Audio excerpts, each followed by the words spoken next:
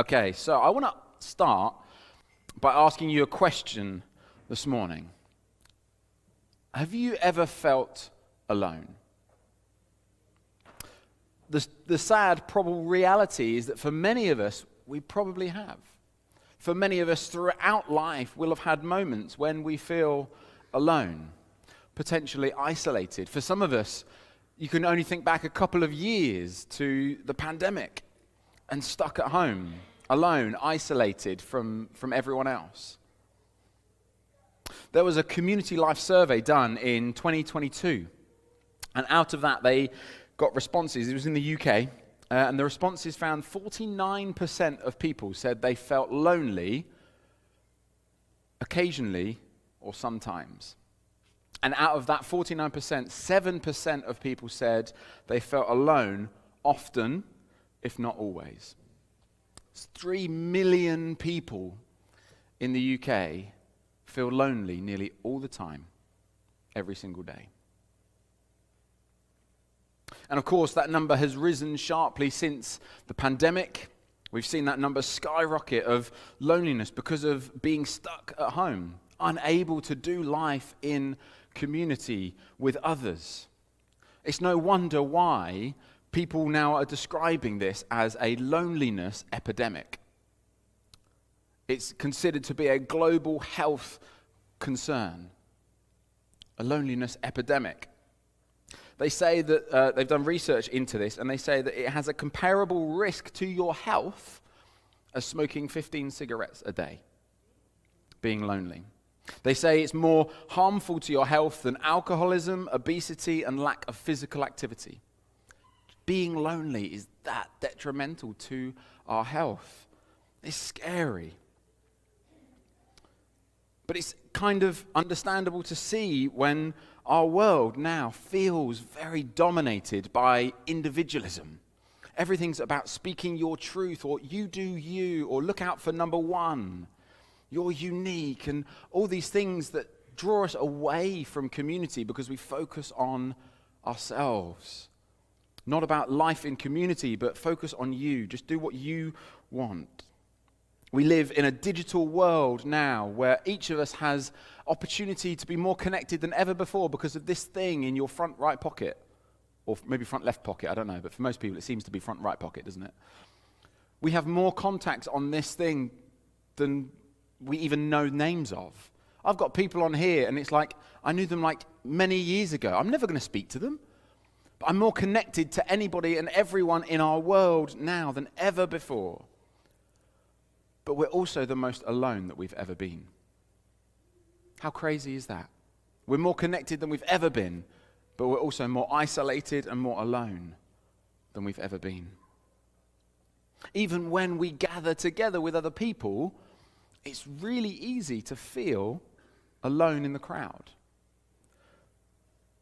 Even sadly in church, it's very easy to get stuck in a routine where we come and we do our thing, we sing some songs, have a cup of tea, and off we go. With no human connection, no interaction with somebody else. We can very easily feel alone in a crowd. That is not what we want from our life as church. We want to do life in community with one another. And the danger is, when we feel that alone, we start to look for belonging, we start to look for comfort in all the wrong places. We start looking for that thing inside of us, that desire looking to be filled in possessions, in saying, if I just buy more stuff, that will make me happy. But then we buy that thing and it kind of lasts for a bit of time, and then kind of the happiness goes and we're left feeling alone again. Or we fill that void within us that is desperately longing for something, and we fill it with drugs, alcohol, with looking at stuff that we shouldn't online, with getting addicted to other things because we think that will help. But it doesn't. Or we have freedom of relationships to just drop in and out of relationships, sexual relationships, as much as we want, constantly searching, thinking, if I just find the next person, that will make me happy.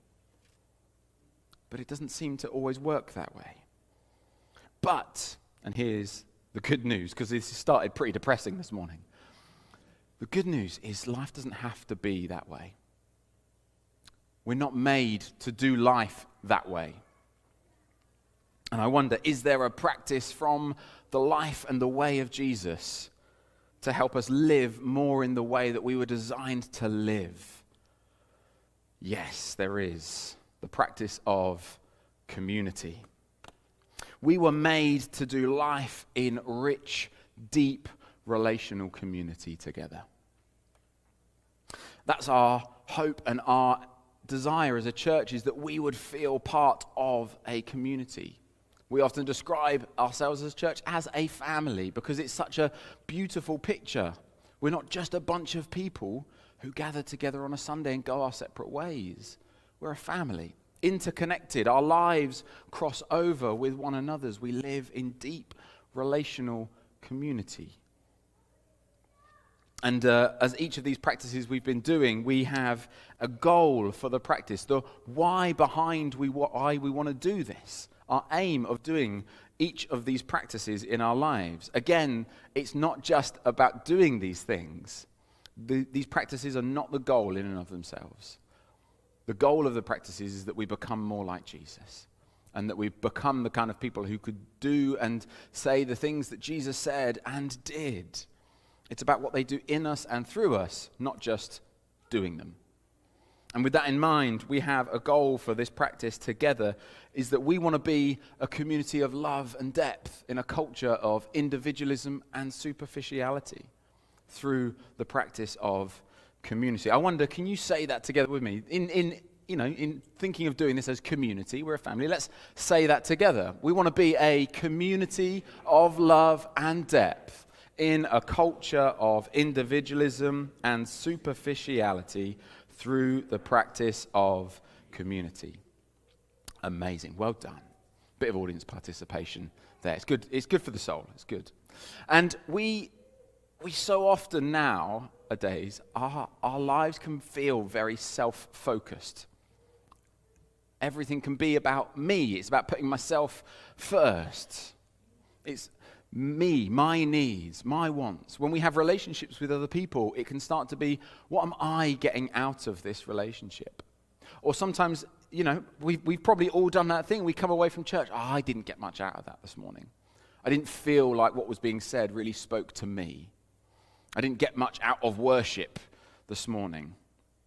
Our lives can be quite self-focused. And Josh led us a few Sundays ago looking at our conversations we have with one another, and how often they're quite surface-level conversations. We don't have the depth. It's a lot of, oh, how are you? Yeah, I'm fine. Yes, no kind of questions. We don't go deep with one another. We want to change that. We want to do life in community. We hunger. I think there is something within every human being that hungers and desires rich, deep community, to find a place to belong. We all want somewhere to belong. We want somewhere where we can be known, truly known, and know other people as well. A place where we can give and receive love from others. One of the best examples I have of this is I had so many privileges being a youth worker. And one of the best ones, the highlight of my year every year, and I still get to do it now, is going away to camp in the summer.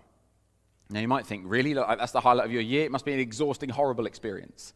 I kind of like camping, so it's okay. And most of the time, the weather was nice. Sometimes, really not. But the beauty of going away with the young people, and we take them away to camp, and we would take young people from all kinds of interests and all personalities and all different areas of life that would never normally mix together. You wouldn't see them all hanging out together at school. But suddenly we're away together at camp, and we're doing life together. We're living as a family for a week. We eat together. We have fun together. We play games together. We do life with one another. And you see this group of young people and leaders coming together as a family. And we live like a family. We're looking out for one another. We're doing life together. And one of the most beautiful things you get to see when we do those meetings, and you get to see them praying for one another. These young people from all different parts of life who would never normally connect together are suddenly praying for one another, are looking out for each other. It's a beautiful thing to be a part of. And I think it's something we're designed for as human beings. Let's take a look at the life of Jesus. If you've got a Bible, turn with me to Matthew chapter 4. This is going to be a bit of a study of Matthew this morning. Graham kicked us off first thing by looking at a bit of Matthew's gospel. I've got 3 different parts of Matthew's gospel we're going to look at this morning. So Matthew chapter 4, verse 18. If you've got a Bible on a phone or if you've got a paper one, or it's going to come up on the screen for us as well, but it's really small on that screen. It's very small. So if you've got something with you, you might want to follow along. It starts in verse 18. This is Jesus calling his first followers, his first disciples, his first apprentices to come and do life with him. Listen to how it goes. As Jesus was walking beside the Sea of Galilee, he saw 2 brothers, Simon, who was later called Peter, and his brother Andrew. They were casting a net into the lake, for they were fishermen. That was their lives. They lived to fish. That's how they made a living. Come, follow me, Jesus said, and I will send you out to fish for people. At once they left their nets and followed him. Just like that. Can you imagine that? Going on from there, he saw 2 other brothers, James, son of Zebedee, and his brother John. They were in a boat with their father Zebedee, preparing their nets. Jesus called them, same invitation, and immediately they left their boat and their father and followed him. Such an interesting example there. Jesus is calling his first followers. And notice something about who does he choose? He chooses 2 different pairs of brothers. He chooses family. His first followers are people from family together. And he invites them into a new family that he's making. He says, come follow me. Come apprentice under me. Come do life together with me. And have you ever wondered, well, why does he pick 12? Why doesn't he choose loads of people? Like, if he wants to do life together with people, why not have like 21 people or 30 people? Or maybe he's a bit more of an introvert, so why not choose like 3 people that you can know really well rather than having that big a crowd? What we see is it's like a picture of the 12 tribes of Israel. It's like he's coming back and Jesus is saying, I'm going to start a new family. You know, this thing has gone a little bit wrong. I'm going to make a new family. I'm building a new family, starting again. And I'm going to start with a family where everyone is invited to come and be a part of. Regardless of who you are, regardless of what you've done, regardless of what you think of yourself, you're invited into this family. Let's take a look at those 12 disciples who Jesus calls. Turn over a few pages to the right, Matthew chapter 10, verses 2 to 4, those first couple of verses. In Matthew chapter 10. These are the names of the 12 apostles. Apostles is a name for the first few people who followed Jesus. These are the names of them. He had Simon, who is called Peter, and his brother Andrew. James, son of Zebedee, and his brother John. We've looked at them. Those are the first 4. Then you've got Philip and Bartholomew, Thomas and Matthew, the tax collector. Interesting, his role gets named. Not everyone else gets named, but Matthew gets named. James, son of Alphaeus, and Thaddeus. Simon, the zealot. Again, his kind of life history is named specifically. We're going to look at that. And Judas Iscariot, who would betray him. So those are the 12 people that he chooses. And it's a very interesting mixture of people in there. Again, some of them have their like livelihoods mentioned by name. I think part of that is because for our minds now, we might not necessarily understand the nuance of it. But if you go back to that culture and you look at the people that he's chosen to follow him, he's chosen a right old bunch of misfits, a right bunch of random people. You've got Matthew, who is a tax collector. So a tax collector in those days, he's essentially discounted his fellow Jews, his fellow Israelites, and said, I can have a better life by actively helping the Romans being a horrible, nasty bunch of people who really didn't treat the Israelites very well. And he said, yeah, but it makes more sense. I can have a good life. And the way he has a good life is, 1, by siding with the Romans, 2, by cheating and scheming his way against his fellow Israelites. So not only is he charging the taxes that the Romans are enforcing on the Israelites, which are horrible high taxes anyway, We think tax right now is bad. We don't have a problem like that they had under the Romans. And the way he does that is he charges the Romans tax, and I'm going to add my own little bit on as well. A kind of, like, how if you like book tickets nowadays online, you always get a booking fee. Like, I'm printing the ticket myself. What am I paying you for? That's kind of like Matthew. Okay, imagine those ticket companies, they're like Matthew, okay? If you ever book a, whatever, channel that hatred. That's the kind of hatred they would have had for Matthew, the tax collector.